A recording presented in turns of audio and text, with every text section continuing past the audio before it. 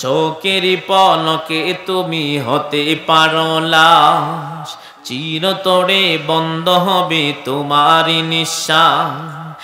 হবে আলাম তোমারই নাম মসজিদের মাইকে, বাড়িওয়ালা নাই রে বাড়ি নাই রে দুনিয়াতে, বাড়িওয়ালা নাই রে বাড়ি নাই রে দুনিয়াতে। তোমার বয়ে থাকতো মানুষ ছিল বাহাদুরি, ভাবনি হাওয়ায় উড়া তুমি যে রঙিন ঘুড়ি। সুতুই টান দিলে মালিক পারবে না তাকিতে, বাড়িওয়ালা নাই রে বাড়ি নাই রে দুনিয়াতে। যাদের সাথে চলতে তুমি থাকতে দিবানিশি, জানা যাই শরিক হবে তোমার প্রতিবেশী। স্বজনেরা নিয়ে যাবে মসজিদের পালকিতে, বাড়িওয়ালা নাই রে বাড়ি নাই রে দুনিয়াতে। বাড়ি গাড়ি মিল ফ্যাক্টরি টাকারি পাহাড়, বিলাসিতায় কেটেছি জনম কত অহংকার। দামি কাপড় ছেড়ে হবে সাদা কাপন পড়িতে, বাড়িওয়ালা নাই রে বাড়ি নাই রে দুনিয়াতে। চোখের পলকে তুমি হতে পারো লাশ, চিরতরে বন্ধ হবে তোমারই নিঃশ্বাস। হবে আলাম তোমারই নাম মসজিদের মাইকে, বাড়িওয়ালা নাই রে বাড়ি নাই রে দুনিয়াতে। একটা স্থানে তোমাকে বিবাহ দেওয়া হবে। সুমাইয়া বলেন, জীবন দিতে পারি রে, তবু ইমান দিতে পারবো না। কারণ জীবন গেলে জীবন পাওয়া যাবে রে, ইমান যদি হারায় যায় আর জীবনে ইমান নাও পাওয়া যাইতে পারে। জন্য বলুন ঠিক কিনা? এরে যুবক ভাইরা আমার, আবু জাহেল তখন ডাক দিয়ে বলতেছে, সুমাইয়া তোমাকে শাস্তি দেওয়া হবে। সুমাইয়া বলেন, তোমার যা মনে সা তুমি করতে পারো। এমনি সুমাইয়া হাতের মধ্যে হাত কড়া লাগাইয়া দিলেন, সুমাইয়াকে টায়না টাইনা মাটির মধ্যে নিয়ে গেলেন। হাজারো মানুষ, শত শত হাজার মানুষ বীর বাঁধলেন। সুমাইয়াকে সমস্ত মানুষের সামনে তার দেহ থেকে কাপড় গোলা সরাইয়া দেওয়া হলো। হযরত সুমাইয়াকে ডাক দিয়ে বলে, সুমাইয়া তোমার দেহ থেকে কাপড় খুলে ফেললাম, এবার তোমার তো শরম। সুমাইয়া বলেন, না গো, দুনিয়ার কিছু মানুষের সামনে আমার কোনো সমস্যা নাই, ইজ্জত গেলে, কিন্তু কঠিন মুসিবতের ময়দানে কোটি কোটি মানুষের সামনে আমি ইজ্জত হারা হতে চাই না। কারণ এই দুনিয়া থেকে যদি আমি ঈমান নিয়ে যাইতে পারি, মহান আল্লাহ পাক আমার প্রতি খুশি হয়ে গেলে আমাকে মহান আল্লাহ জান্নাতের মেহমান বানাবে। এই ঘোষণা যখন দিয়া দিলেন, এমনি সুমাইয়াকে বলল, সুমাইয়া তোমাকে এখন শাস্তি দেওয়া হবে। সুমাইয়া রাদিয়াল্লাহু তাআলা আনহাকে আবার জমিনের মধ্যে শোয়ানো হলো। আবু জাহেল ডেকে বলেন, সুমাইয়া গো, তোমাকে তো এখন বেইজ্জতি করা হবে, কোনো প্রবলেম না। হাতের মধ্যে একটা বল্লম নিলেন, সুমাইয়া রাদিয়াল্লাহু তাআলা আনহা নাভির নিচ বরাবর একেবারে পেটের মধ্যে আঘাত মেরে দিলেন। আবু জাহেল নিষ্ঠুর আবু জাহেল যখন আঘাত মেরে দিলেন, সুমাইয়া আসমানের দিকে তাকায়া কান্নার দিকে বলেন, ওগো মালিক, আমার কোনো অপরাধ নাই, আল্লাহ আমার কোনো দোষ নাই। আমার দোষ এটাই, আমি কেন কালিমা পড়ে মুসলমান হয়ে গেলাম। আল্লাহ গো, তুমি কি আমার কষ্টটা দেখো না? মহান আল্লাহ পাক জিবরাইলকে ডাক দিয়ে বলেন, আরে জিবরাইল, আমার সুমাইয়ার সামনে আমি আল্লাহ পাকের জান্নাতটা তুমি তুলে ধরো। হযরত সুমাইয়াকে যখন আঘাত মেরে দিলেন, সুমাইয়া কাঁদতেছেন। হঠাৎ সুমাইয়া রাদিয়াল্লাহু তাআলা আনহা মুস্কি মুস্কি হাসতেছেন। আবু জাহেল তখন ডেকে বলেন, এই সুমাইয়া তো পাগল হয়ে গেল। সুমাইয়া বলেন, না গো, আমি পাগল হয় নাই। তাহলে তুমি এতক্ষণ কান্না করেছ, এখন তুমি কেন হাসতেছ, কারণ কি? সুমাইয়া রাদিয়াল্লাহু তাআলা আনহা ডাক দিয়ে বলতেছে, আবু জাহেল শোনো, আমি যে ইমানের উপরে অটল থাকছি, মহান আল্লাহ পাক খুশি হইয়া জিবরাইলের মাধ্যমে আমি সুমাইয়ার চোখের সামনে আল্লাহ জান্নাত তুলে ধরছেন। এবার সুমাইয়া বলেন, আবু জাহেল আমার প্রতি আল্লাহ খুশি। এরে আবু জাহেল তোমার জায়গায় তুমি থাকো, আমি এখন চলে গেলাম। সুমাইয়া কালিমা পড়ে পড়ে শাহাদাতের পেয়ালা পান করে শহীদ হয়ে গেলেন। লা ইলাহা ইল্লাল্লাহু মুহাম্মাদুর রাসূলুল্লাহ সাল্লাল্লাহু আলাইহি ওয়াসাল্লাম। হযরত সুমাইয়া বুঝতে পারলেন ঈমান না নিয়ে গেলে আল্লাহর কাছে দামি হওয়া যাবে না।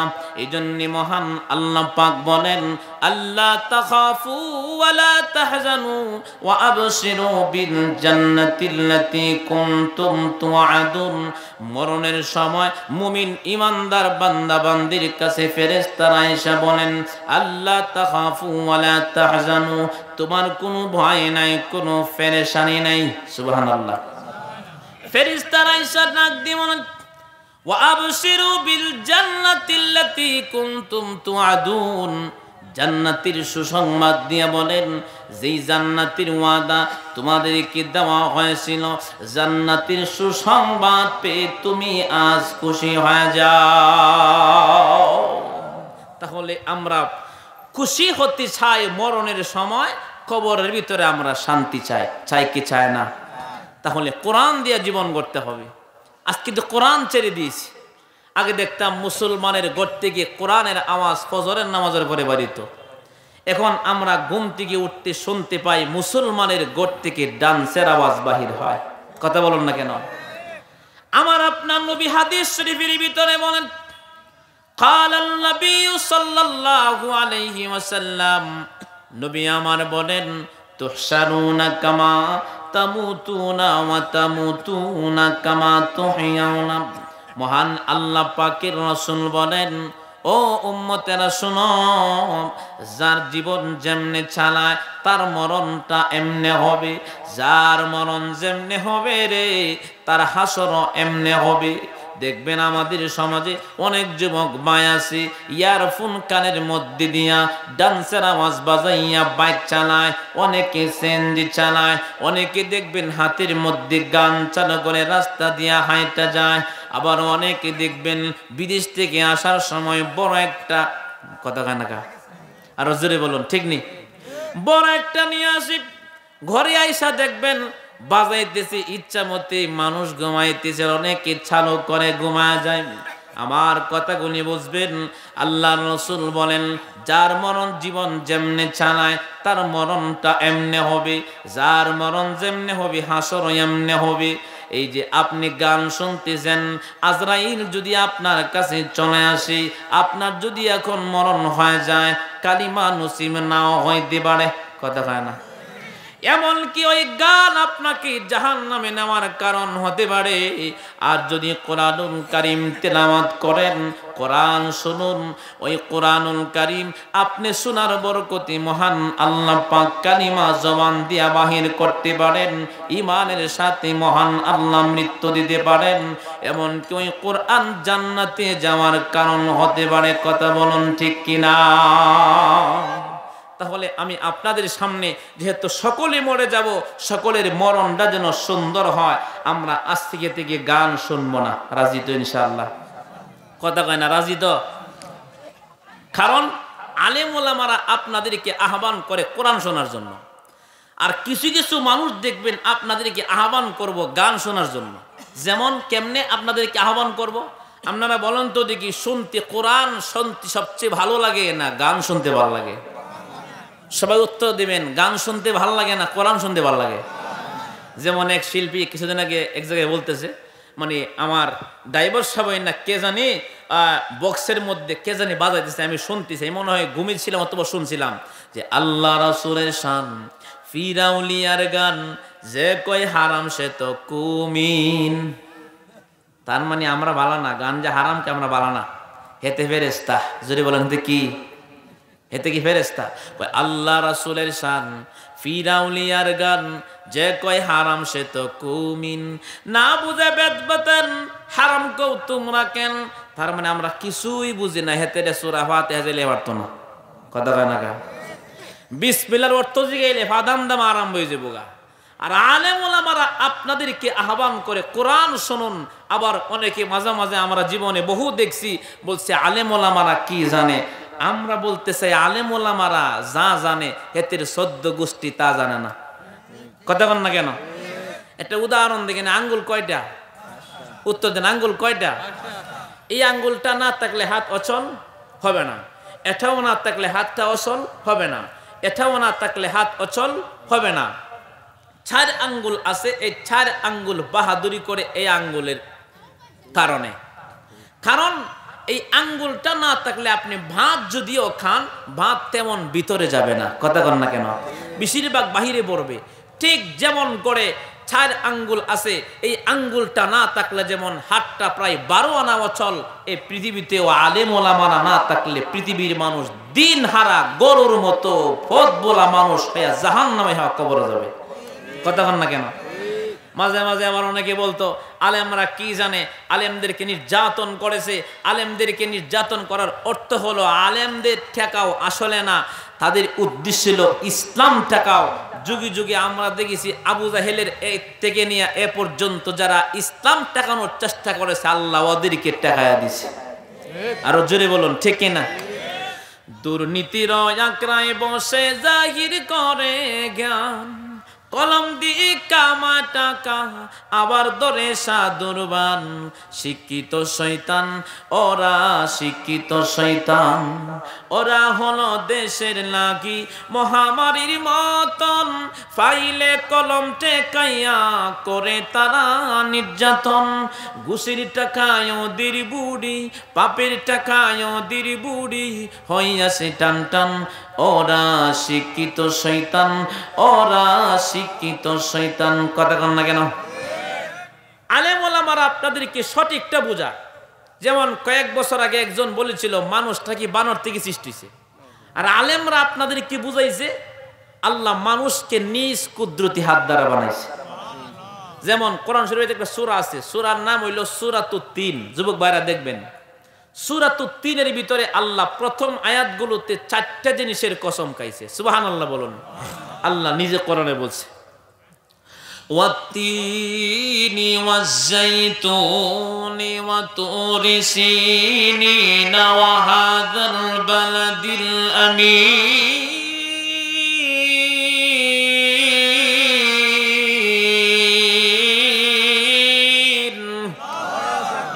আল্লাহ বলেন ওয়াত্তিন, 3 ফলের কসম। 2 নম্বরে ওয়াজ্জাইতুন, জাইতুন ফলের কসম। 3 নম্বরে আল্লাহ কসম খাইছেন ওয়াতুরি সিনিন, সিনাই পর্বতের কসম। 4 নম্বরে আল্লাহ কসম খাইছেন ওয়াহাদাল বালাদিল আমিন, পবিত্র নগর। পবিত্র নগর কোনটা গেলে দেখবেন 100-র মধ্যে 80 জন পারতো না। আপনারা পারেননি? কন্ত দেখি পৃথিবীতে আপনারা যারা পারেন এরা কয়েন না, তার মানে ওগলি আবার পরে কইতো না, না আপনারা কয়েন দেখতে চাই কয়জনে পারেন। এই পৃথিবীতে পবিত্র নগর কোনটা কোন?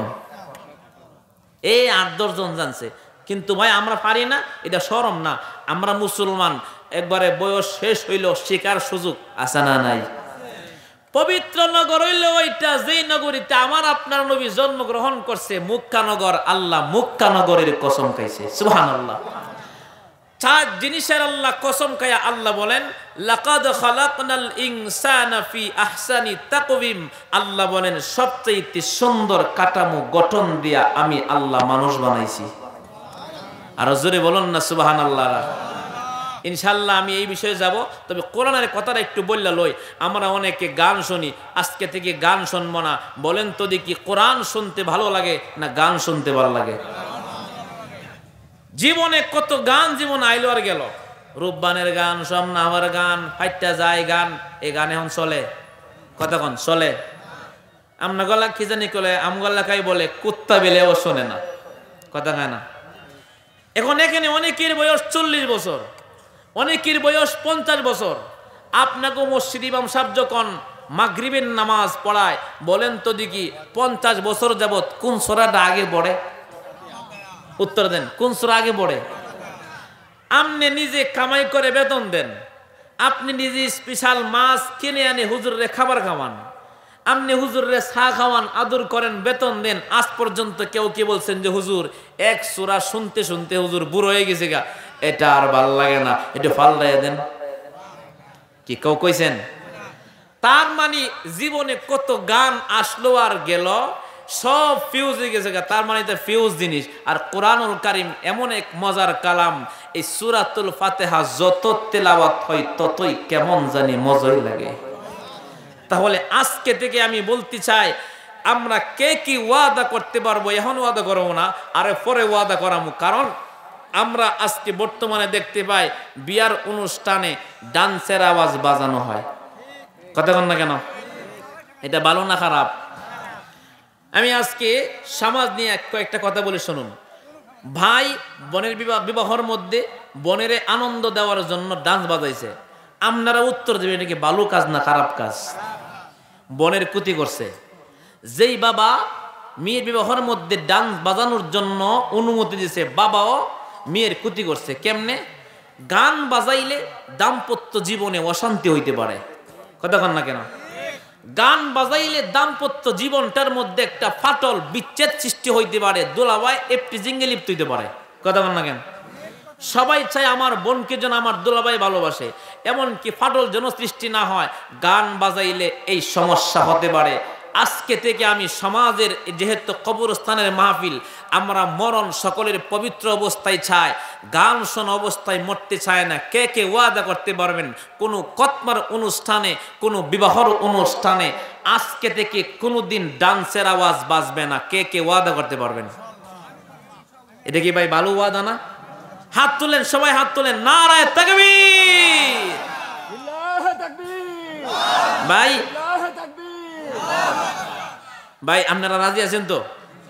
কারণ কোরআন তো এমন এক কিতাব, আপনারা সকলে এটা জানেন।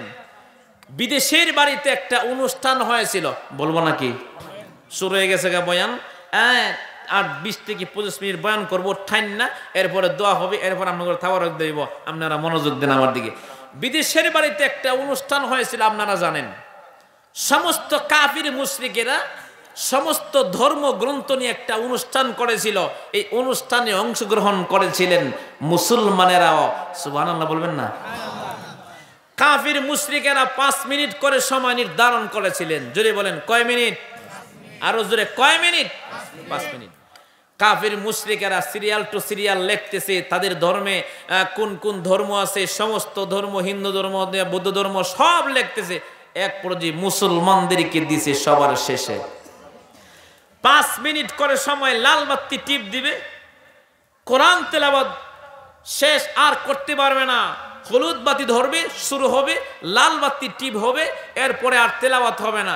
এখন কাফির মুশরিকেরা ঠাংটুং হাতে যাই বলে একটা মশা মাছিও লড়ে না। কারণ কোরআনের ভাষা সবাই বুঝে, ওদের কিতাবের ভাষা কেউ বুঝে না।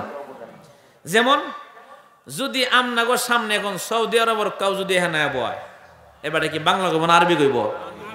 যদি আপনারা যদি এখন এখানে বৈশা থাকেন, আরবি যদি কথা কয়, যদি আপনার ঘরে গালিও দে যে এলাকার মানুষ ভালো না, অমুক তমুক, ওয়াজ হইলে বড় বড় মেলা দে, আপনার ঘর লাগে না, মান করে না, আবার অমুক তমুক হয়, মানুষ বিষয় না, আপনারা ভাববান যে মনে হাত তুইলা রহমতের দোয়া করতেছে।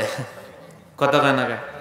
আরবি ভাষা না বুঝলে যদি আমনাগো এলাকার 2 জন ছেলে যদি বিদেশের বাড়িতে গিয়া গাড়ি একখান নিয়া যদি হাত তুইলা বাংলা ভাষায় সৌদিদের গালিগালাজ করে, হে তো মনে করবো মনে রহমতের বৃষ্টির লেগিয়া মনে হয় আমাকে সৌদের ফলে দোয়া করতেছে, বেতন বাড়াই দিয়ে লাগবো। কথা কন না? কারণ ভাষাগত বোঝা যায় না। কিন্তু মহান আল্লাহ পাকের কালাম সমস্ত পৃথিবীর মানুষেরা বুঝতে পারে। সুবহানাল্লাহ। সমস্ত কাফির মুশরিক তেলাওয়াত করতেছে তাদের গ্রন্থ, শেষ পর্যন্ত আইছে মরহুম কারি আব্দুল বাসিত রহমতুল্লাহ আলাইহি। তিনি আবার স্টেজের মধ্যে বসলেন, এবার বৈশা তিনি আল্লাহ পাকের কালাম তেলাওয়াত করবে। এবার তিনি রেডি হইতে হইতে গেছে 2 মিনিট। মুসলমানেরা পেটে হাতায়, মাথার মধ্যে হাতাইতেছে, এভাবে খাই যায়, কি জানি করে, কি হয়েছে, দেখো না, স্টাইল করতে করতে গেছে প্রায় 2 মিনিট। বিসমিল্লাহ আর আউযু বিল্লাহ আর বিসমিল্লাহ বললেই তো লাগে 3 মিনিট। বেটা কোন সময় তেলাওয়াত করব? মরহুম কারি আব্দুল বাসিত রহমতুল্লাহ আলাইহি তিনি আবার আল্লাহ পাকের কালাম তেলাওয়াত করতে শুরু করে দিয়েছে। সুবহানাল্লাহ। ইয়াসিন ওয়াল কুরআনিল হাকীম ইন্নাকা লামিনাল মুরসালিন আলা সিরাতিম মুস্তাকিম।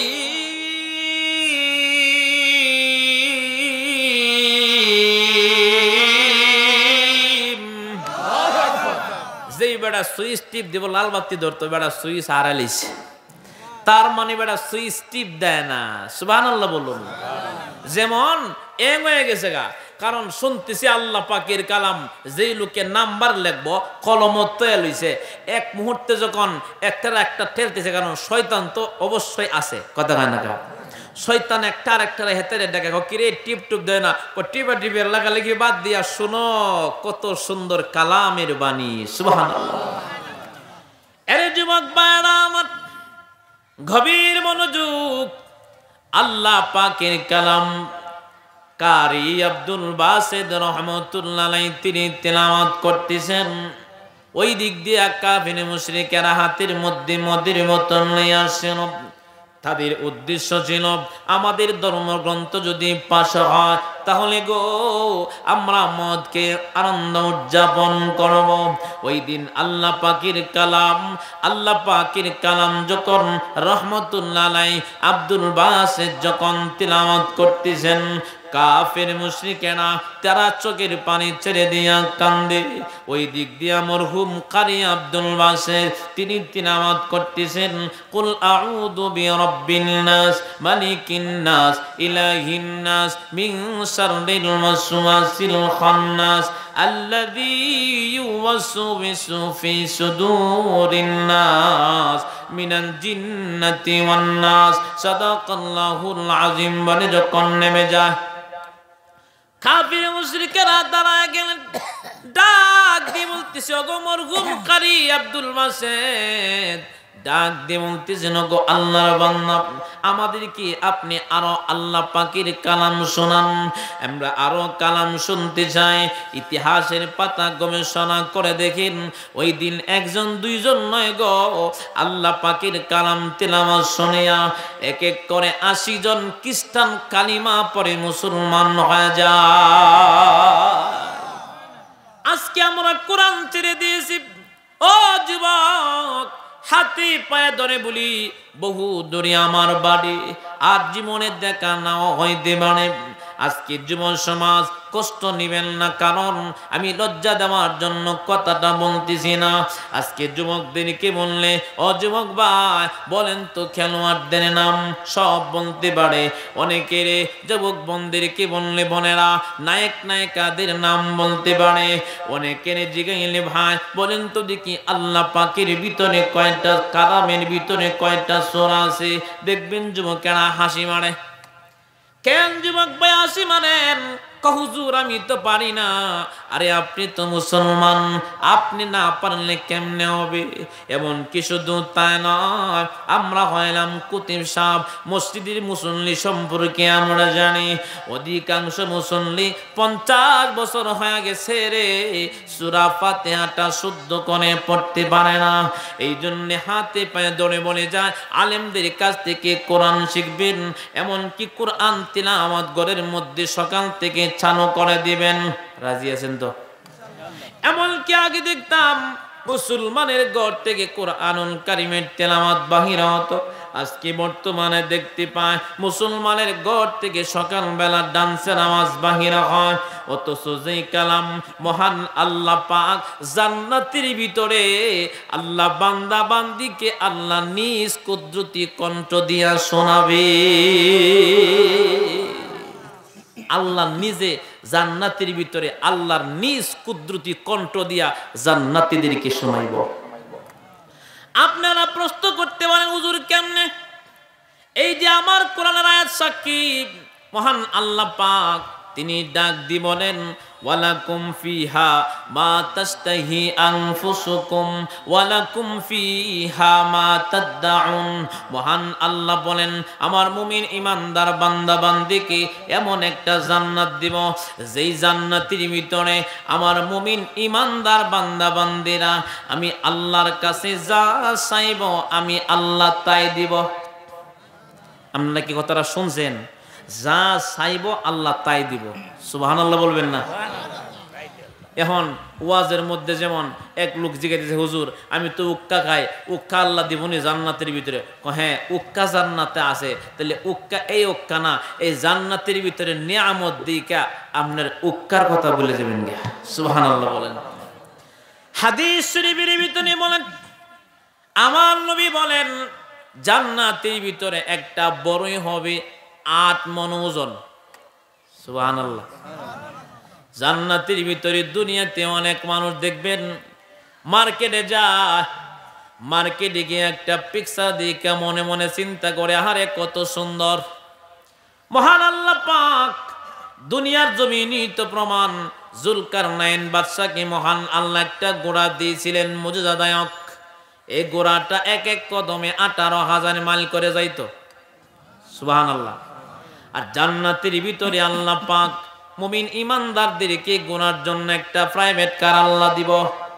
সুবহানাল্লাহ। দুনিয়াতে সবাই চাই গো একটা হোন্ডা কিনতো, কিন্তু মন চাইলে কি হবে, কেনার সামর্থ্য নাই। কথা বল না কেন? আর জোরে বলুন, ঠিক নেই? কিন্তু মহান আল্লাহর কাজ যারা করতে পারে, পবিত্র বান্দা হয়ে যারা মরতে পারে, মহান আল্লাহ পাক জান্নাতের ভিতরে একটা প্রাইভেট কার দিব। সুবহানাল্লাহ। এই প্রাইভেট কার আমার রাসূলের হাদিস সত্য না মিথ্যা? কথা বল। নবী হাদিস শরীফের ভিতরে বলেন, এই দুনিয়াতে অনেক মানুষ চায় যদি আমার টাকা হইতো তাইলে 1 2 3 4 খান বিয়া করতাম। অনেকে চায়, কিন্তু কথা বল না কেন? কিন্তু মহান আল্লাহ পাক রাসূল বলেন জান্নাতের ভিতরে মহান আল্লাহ একজন পুরুষরে খেদমত করার জন্য কম পক্ষে 70 জন হুর দিবে। এটা কি সত্য না মিছা? রাসূলের হাদিস, 70 জন হুর আল্লাহ দিব।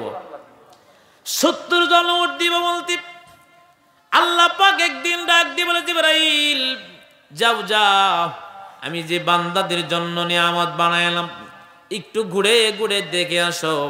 জিবরাইল আবার ঘুরে দেখতেছেন জান্নাতের একটা হুর একটা হাসি মারলেন, দাঁত গুলো বাহিরে হইলেন। যে দাঁতের যে জিলিকটা জিবরাইলের দেহের মধ্যে গিয়া টাচ খাইছে, জিবরাইল অজ্ঞান হইয়া পড়ে গেছে। হাদিস শরীফের ভিতরে আছে জিবরাইল যখন অজ্ঞান হইয়া পড়ে গেলেন, এক মুহূর্তে জিবরাইলের হুঁশ চলে আসছে। জিবরাইল মনে করছে আল্লাহর তাজাল্লি আর নূর বুঝি জিবরাইলের দেহের মধ্যে টাচ পড়েছে।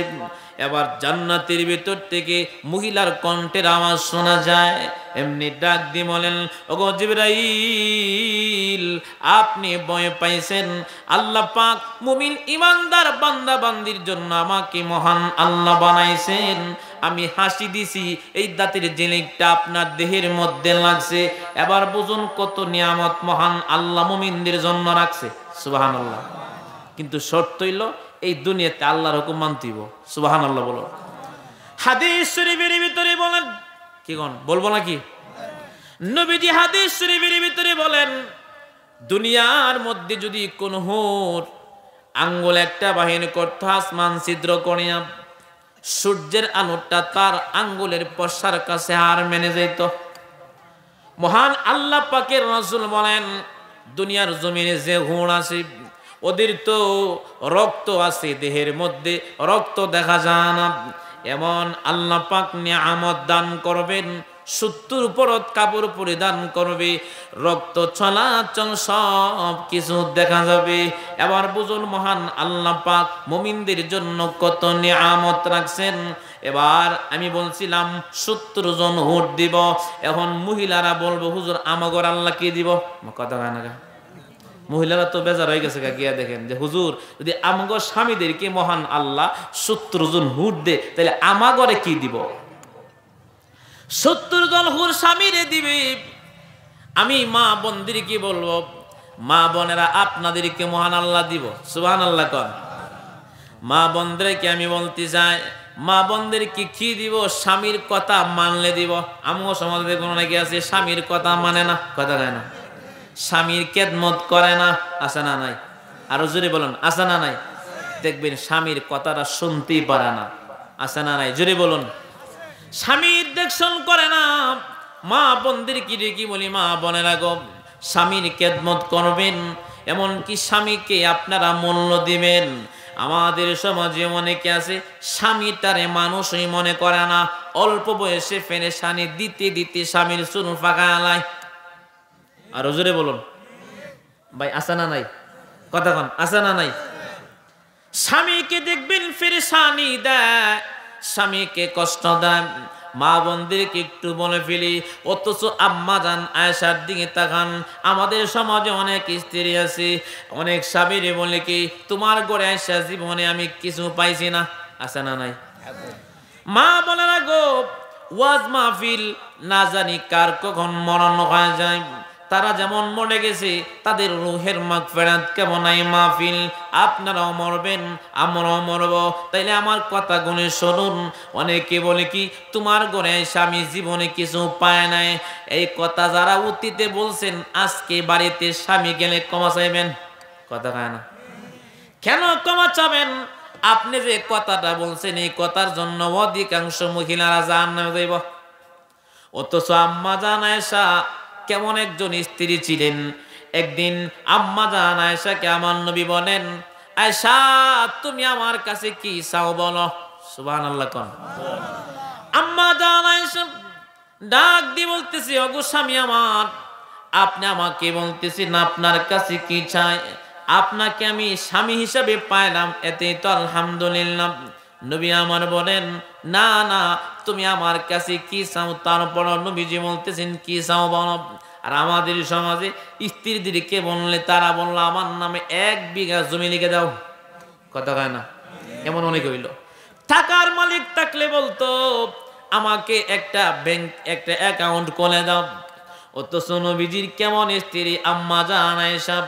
আম্মা জান আয়েশা একদিন আমার নবীকে গোসল করাইতেছেন। নবীজি 4 পাওয়ালা চুকির মধ্যে বসছেন। নবীজির 4 পাওয়ালা চুকির একটা পায়ের নিচে আম্মা জান আয়েশার একটা পায়ের বুড়া আঙ্গুল পড়ে গেছে, রক্ত বাহির হইতেছেন। নবীর মাথা মোবারকে যখন পানি ঢাললেন, রক্তের সাথে পানির সাথে রক্ত ভেসে যায়। নবী আমার দিকে বলেন, আয়েশা লাল রঙের কি যায়? এমনি বলেন, ওগো নবী, এটা আমার পায়ের রক্ত। আমার নবী তাড়াতাড়ি দাঁড়াইছেন, ডাক দিয়ে বলে, তুমি বিস্তারিত বলো।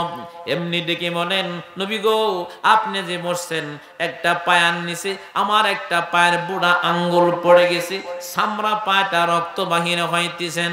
আমার নবী বলেন, তুমি আমাকে কেন বললা না আমি দাঁড়াইতাম? মা বোনেরা, স্বামীর প্রতি কত সম্মান আর ইজ্জত একটু শুনেন। আমাদের সমাজে এমন সম্মান নাই। কথা বলেন না কেন? আরো জোরে বলুন, ঠিক কিনা? আম্মা জান আয়েশা বলেন, ওগো নবী, আপনি আমার স্বামী, আপনি আমার কলিজার টুকরা স্বামী, আপনি আমার মুরব্বী, আপনি বসছেন, আমার পায়ের চামড়া পেটে রক্ত যাইতেছে গো নবী। আমি যদি কলিজা পায়টা মরিও যাইতাম, আমার কলিজার টুকরা স্বামীটাকে আমি বসা থেকে দাঁড়ানোর জন্য হুকুম দিতাম না। কেমন স্বামীর প্রতি শ্রদ্ধা!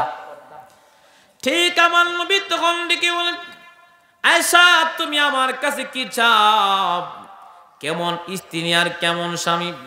আম্মা জান আয়েশা নবীজির 2টা হাত মোবারক কেমন করে ধরে বলেন, নবী গো, আপনি আমার জন্য দোয়া করুন, মহান আল্লাহ পাক যেন আমি আয়েশার জিন্দেগীর গুনাহগাতা মাফ করে দেয়। এই জন্য স্বামীও স্ত্রীর কাছ থেকে দোয়া দিব। আমার মসজিদের মধ্যে এক মুসল্লি, বুঝছেন নি, উনি আমার কাছে সবসময় বিচার দেয়, খাদেমের কাছে, মজদান সাহেবের কাছে, হুজুর 3 মাস 2 মাসের জন্য আমারে রাইখা কই জানে আমার বউ জায়গা। উনি বলে, হুজুর শুধু আমি দোয়া করি হে যেন বাড়িতে আর ফিরা না আসে, যেন গাড়ির তলে পড়ে মরে যায়। তো আমি তাকে সফরে ওই দিন গেলাম, তো 2 দিন আমি জিগাই, কি খবর? হসপিটালে ভর্তি আছে। হসপিটালে ভর্তি আছে। আমি গেলাম, কেন? হুজুর কোমর ভেঙে গেছে। কেমনে ভাঙছে? ফইরা বলতেছেন 3 মাস আমার আঙ্গুলে দেখা যাচ্ছে, 3 মাস নাকি মেডিকেল থাকতে ডাক্তার কইছে। তার মানে স্বামীর বদদুয়া নিলে শান্তি দুনিয়াতেও নাই, কবরেও নাই। কথা বল না কেন? আরো জোরে বলুন ঠিক কিনা? এই জন্য মা বোনদেরকে বলবো, স্বামীদের খেদমত করেন। একজন পুরুষকে মহান আল্লাহ পাক 70 জন হুঁট দিবে। মহান আল্লাহ পাক আপনাদেরকে কি দিবে? যারা স্বামীর খেদমত করেছে, স্বামীর কথা মতে চলেছে, স্বামী আর স্ত্রী পর্দা সহকারে জীবন পরিচালনা করেছে, সুন্নত মেনে চলেছেন, যেই স্বামীরই মহান আল্লাহ জান্নাতের ভিতরে 70 জন হুঁট দিব, ওই দুনিয়ার স্ত্রীকে 70 জন হুরের লিডার বানাইব। একটু জিকির করুন, লা ইলাহা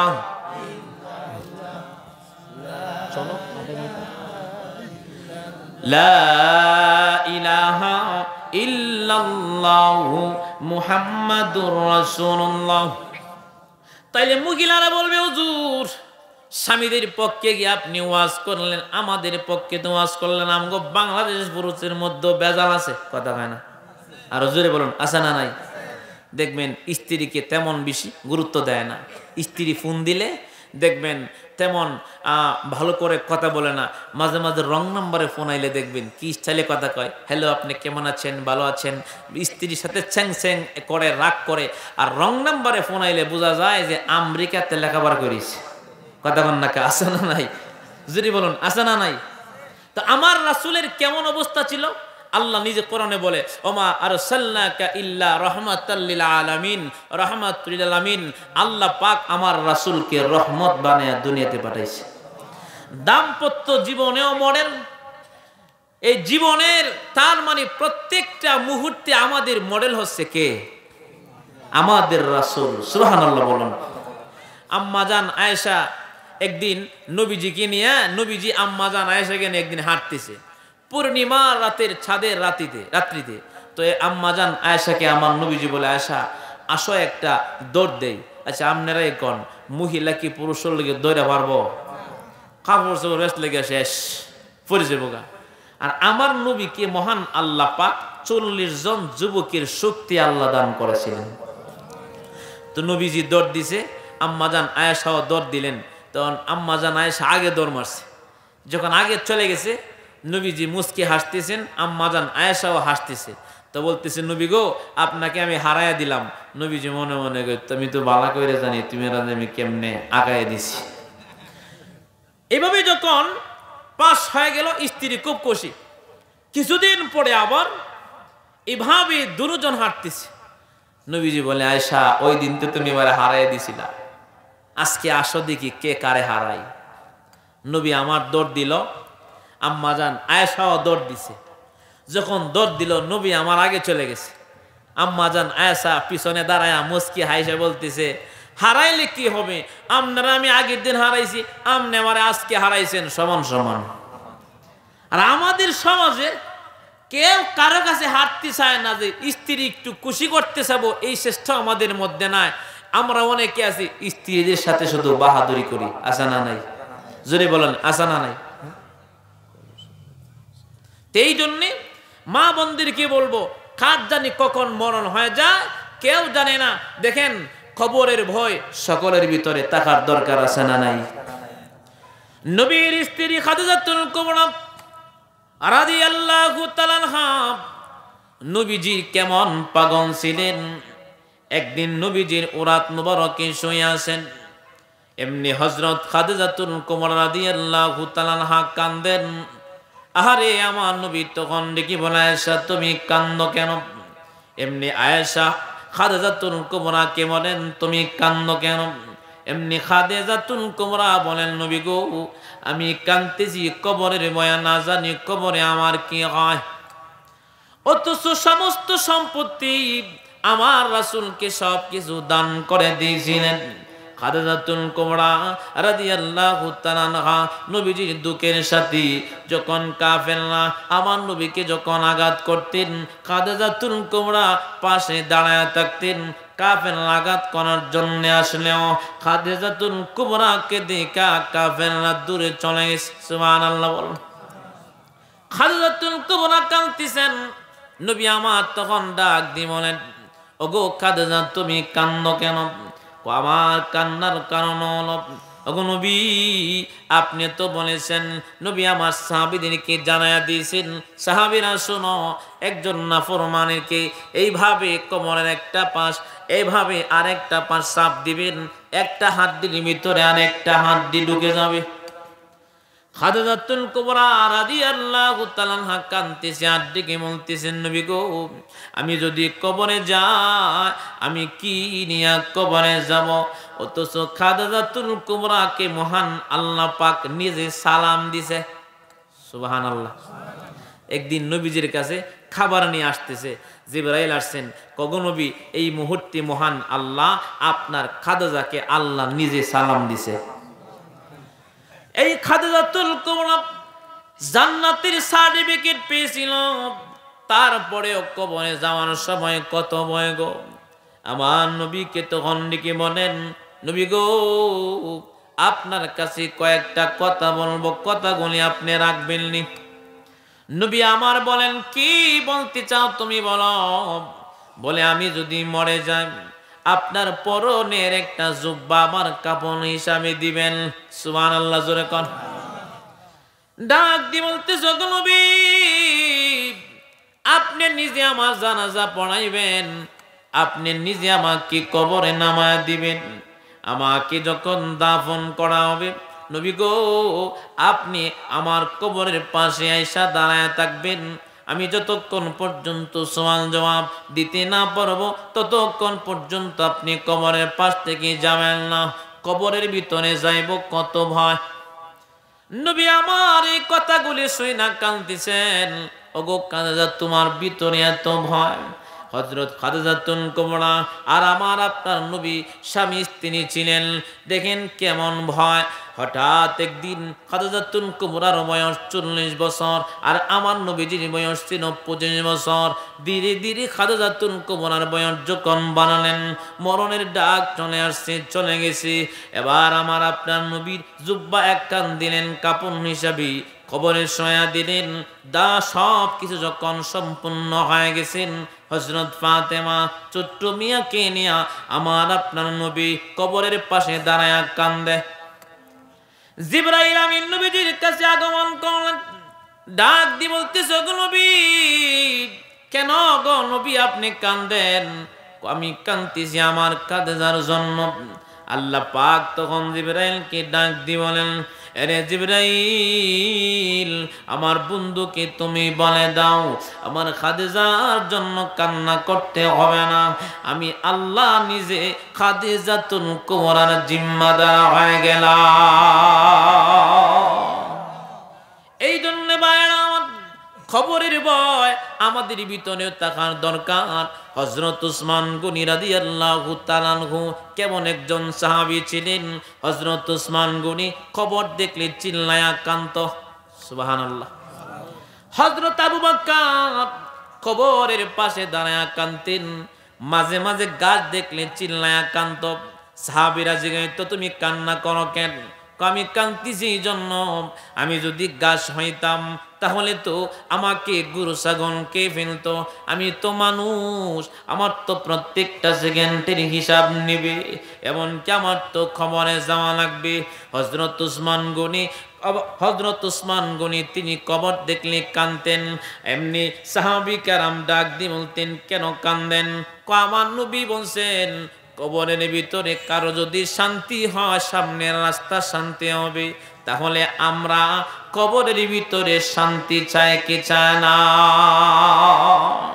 তাহলে নামাজ পড়া লাগবে, 5 ওয়াক্ত নামাজ সঠিকভাবে আমরা পড়বো। রাজি আছে তো ইনশাআল্লাহ? হাত তুলে ওয়াদা করুন, নামাজ পড়বেন। নামাজ পড়বেন তো ইনশাআল্লাহ? নারায়ে তাকবীর, নারায়ে তাকবীর। নামাজ পড়া লাগবে। নামাজ ছাড়া বিকল্প রাস্তা আছে কি? কতক্ষণ আছে কি?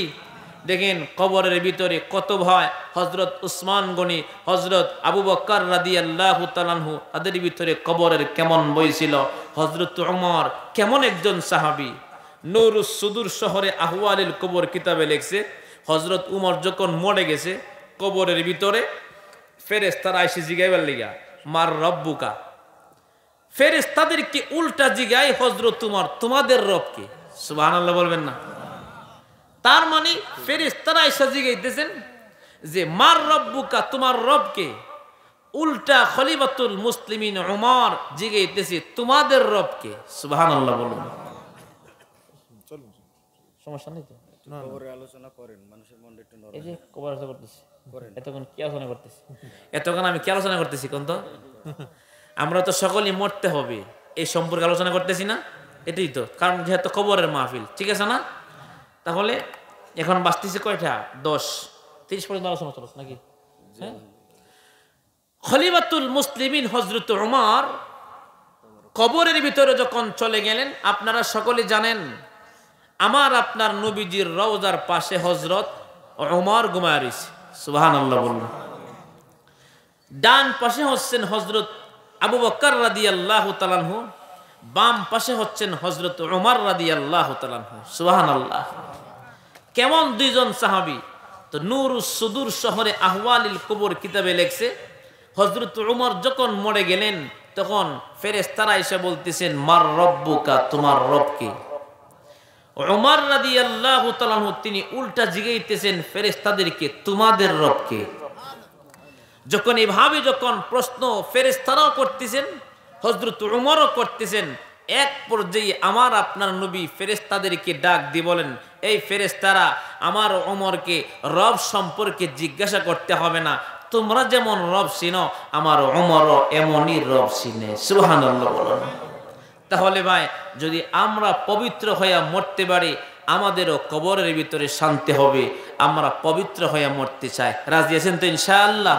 চোখের পলকে তুমি হতে পারো লাশ, চিরতরে বন্ধ হবে তোমারই নিঃশ্বাস, হবে আলাম তোমারই নাম মসজিদের মাইকে, বাড়িওয়ালা নাই রে বাড়ি নাই রে দুনিয়াতে, বাড়িওয়ালা নাই রে বাড়ি নাই রে দুনিয়াতে, তোমার বয়ে থাকতো মানুষ ছিল বাহাদুরি, ভাবনি হাওয়ায় উড়া তুমি যে রঙিন ঘুড়ি, সুতুই টান দিলে মালিক পারবে না তাকিতে, বাড়িওয়ালা নাই রে বাড়ি নাই রে দুনিয়াতে, যাদের সাথে চলতে তুমি থাকতে দিবানিশি, জানা যায় শরিক হবে তোমার প্রতিবেশী, স্বজনেরা নিয়ে যাবে মসজিদের পালকিতে, বাড়িওয়ালা নাই রে বাড়ি নাই রে দুনিয়াতে,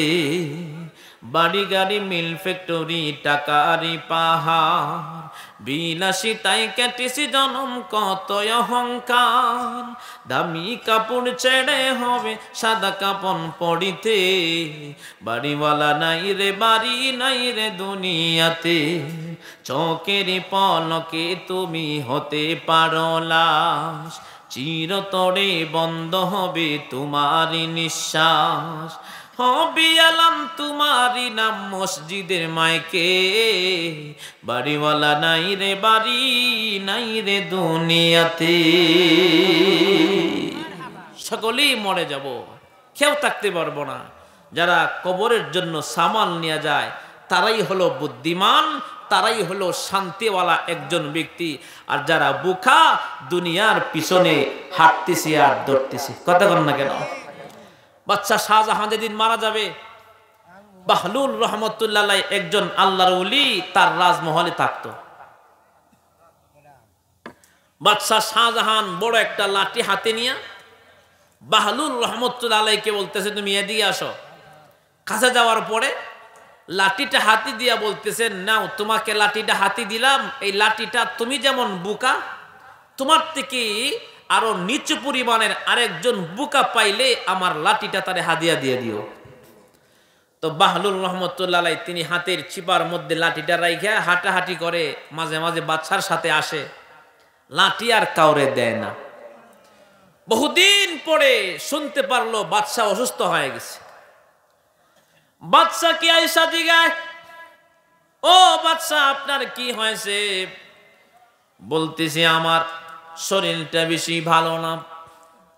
কি সমস্যা? আমার কঠিন রোগ হয়েছে। এবার আপনি কি টেনশন করেন? আমারে মরণের চিন্তা ধরেছে, টেনশন। কারণ কারো যদি ক্যান্সার হয়ে যায় সেই মানুষটা টেনশন করে অর্ধেক শেষ হয়ে যায়। কথা বলুন না কেন? বাদশা শাহজাহান বাহলুল রহমতুল্লাহ আলাইহিকে বলতেছে আমাকে মরণের চিন্তা ধরল। বাহলুল তখন ডাক দিয়ে বলতেছে বাদশা, মানুষ মরলে কোথায় যায়? লম্বা সফরে, কতদিন পরে আবার ফিরে আসে, আর কোনোদিন ফিরে আসে না। এর যুবক ভাইরা আমার, বাবাজিরা, মা বোনেরা, গভীর মনোযোগ। বাহলুল রহমতুল্লাহ আলাইহি তিনি আবার বাদশাকে প্রশ্ন করে, বাদশা আপনি একদিন, 2 দিন, 3 দিনের সফরে গেলে আপনি কর্মচারী পাঠাইতেন রাস্তাঘাট ক্লিয়ার করার জন্য, কয়জন কর্মচারী পাঠাইছেন আপনার রাস্তাটা ক্লিয়ার করার জন্য? কয়েকজন না। বলতেছে তুমি বুখার মতো আমারে কি প্রশ্ন করো? বাহলুল রহমতুল্লাহ আলাইহি তিনি ডাক দিয়ে বলে, বাদশা রান্না করার জন্য খাবার রুচি সম্মত আপনি কয়জন বাবুর্চি পাঠাইছেন? বলতেছে একজন। বাদশা গো, একদিনের খাবার রান্না করার জন্য আপনি বাবুর্চি পাঠাইতেন, রুচি সম্মত খাবার যদি না হয় শাস্তি প্রদান করতেন। এত লম্বা সফরে যাবেন, একজন বাবুর্চি পাঠান নাই, কর্মচারী পাঠান নাই।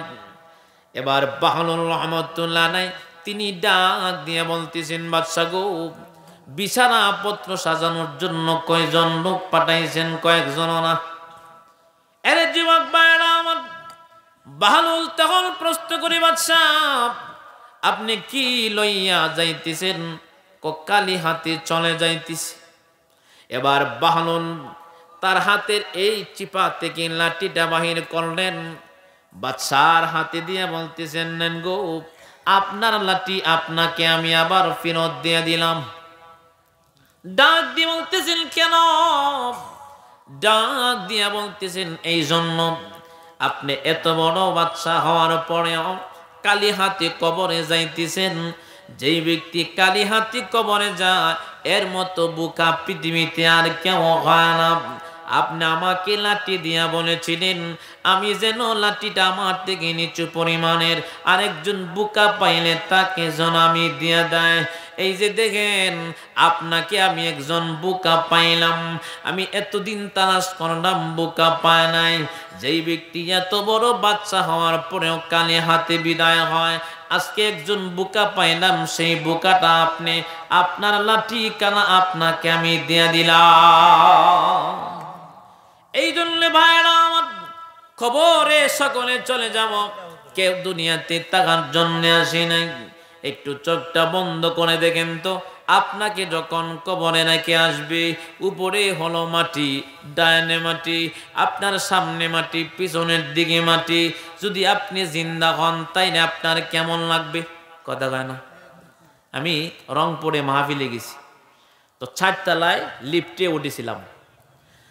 তো আমাকে হোটেলের যে ম্যানেজার উনি আমারে দেখাই দিছে, হুজুর আপনি এমনি এমনি উঠবেন। তো আমি আমার লিফটে চলাফেরা করি না, কারণ ফেসবুকে অনেক সময় দেখতে পাই মানুষ মারা যায় কারেন্ট না থাকলে, বুঝছেন নি ভাই, না থাকলে মারা যায়। কি কোন ফেসবুক দেখেন না? আমি ধরে সিঁড়ি বাইয়া উঠি, মাঝে মাঝে বিমানে সফরে যায়, আমার দম বন্ধ হয়ে আছে। তো আমি যখন উপর থেকে আবার নিচে নামবো একা একা, কথাটা বুঝেন। এখন আমাকে ম্যানেজার দেখা দিল নিচের দিকে তীরে টিপ দিয়ে দিব, বুঝেননি ভাই।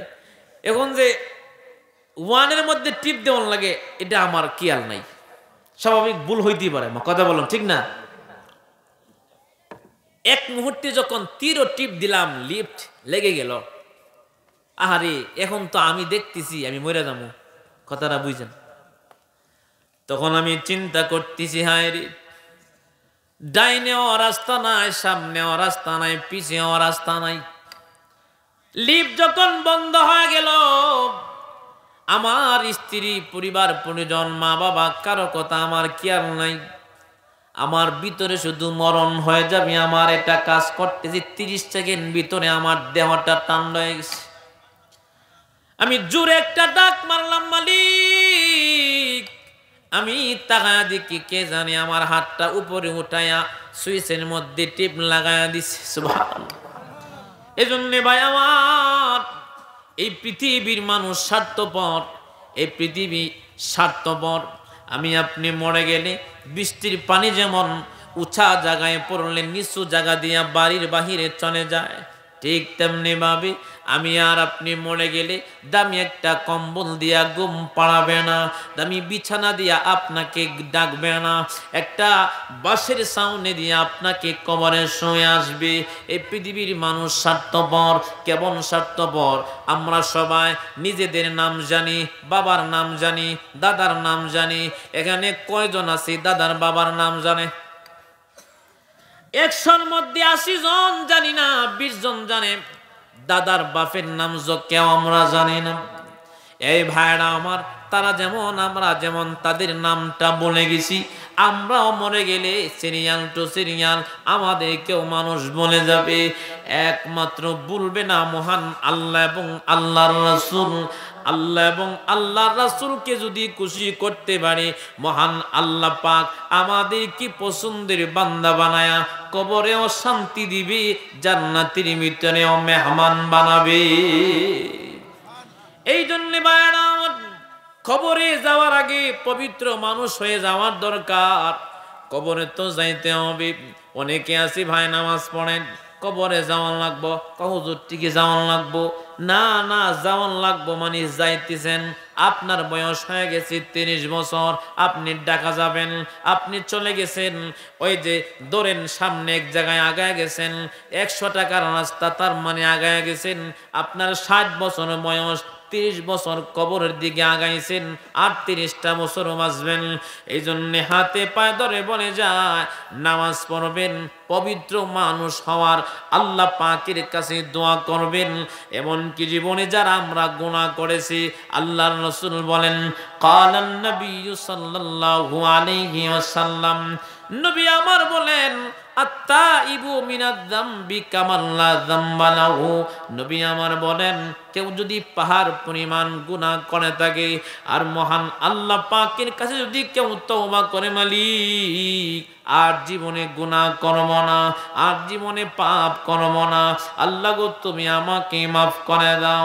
আমার নবী বলেন, ওই মানুষটা যদিও 40 বছর বয়স হয়ে যায়, তওবা করলে, তওবার উপরে কেউ যদি অটল থাকতে পারে, মহান আল্লাহ পাক এমন করে ক্ষমা করে দেয়। জন্ম হওয়ার সময় যেমন পবিত্র ছিল, মহান আল্লাহ পাক এমন পবিত্র বান্দা বানায় দেয়। তাহলে আমরা সকলেই আল্লাহ পাকের কাছে লজ্জিত হয়ে তওবা করব। রাজি আছি তো ভাই? ইনশাআল্লাহ পবিত্র বান্দা হয়ে আমরা কবরে যাব। কি কোন, রাজি তো? তাহলে 1 নাম্বার শর্ত হলো আমরা সকলে জান্নাত চাই। কথা বলুন, শেষ বয়ান। জান্নাত চাই, চাই কি চায় না? এমন কি আমরা সকলে চাই আল্লাহ যেন আমাদের প্রতি খুশি থাকে।